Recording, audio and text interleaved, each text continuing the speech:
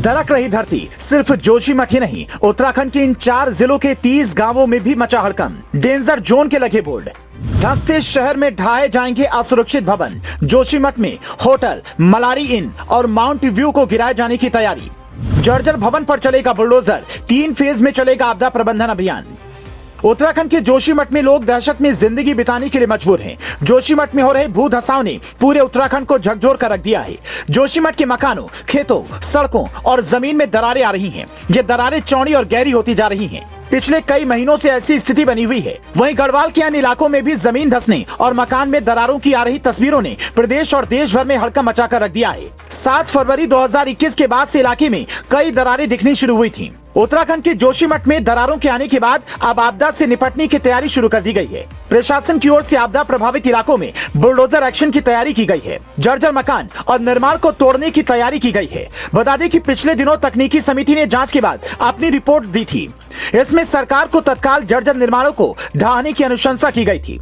इन जर्जर संरचनाओं के कारण जान माल के खतरे की आशंका जताई जा रही थी। जोशीमठ में आई दरारें लगातार लोगों को डरा रही हैं। बता दें कि प्रशासन की ओर से अब तक 678 घरों को चिन्हित किया गया है। इसके अलावा 2 जर्जर होटलों को भी चिन्हित किया गया है।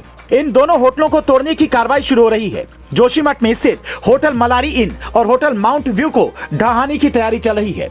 बुलडोजर के साथ एसडीआरएफ की टीम मौके पर है। दोनों होटलों को तोड़ने का कार्य किए जाने की योजना है। वहीं जोशीमठ में आज सुरक्षित निर्माणों पर कार्रवाई के लिए 3 फेज में कार्रवाई की तैयारी की गई है।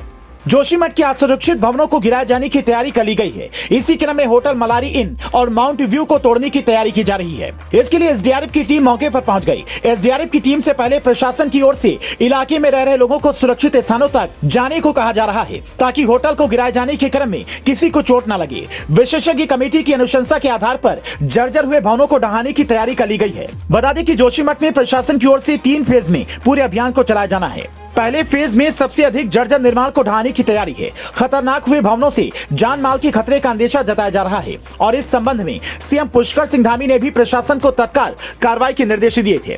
अब इस पर कार्रवाई होती दिख रही है। जोशीमठ में जर्जर हुए भवनों में रह रहे 81 परिवारों को विस्थापित किया गया। इन परिवारों को सुरक्षित ठिकानों तक पहुंचाया गया। सरकार की ओर से आपदा प्रभावित परिवारों को 4000 रुपए मासिक की दर से राहत पैकेज दिए जाने की घोषणा भी की गई है।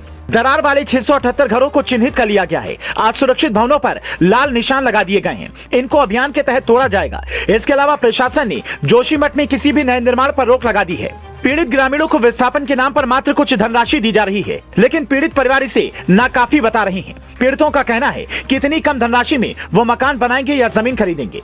सरकार को पीड़ितों को अधिक मुआवजा देना चाहिए, साथ ही विस्थापन के लिए जमीन मुहैया करानी चाहिए। गांव में 30 से भी अधिक परिवार निवास करते हैं, लेकिन अब गांव खाली हो रहा है।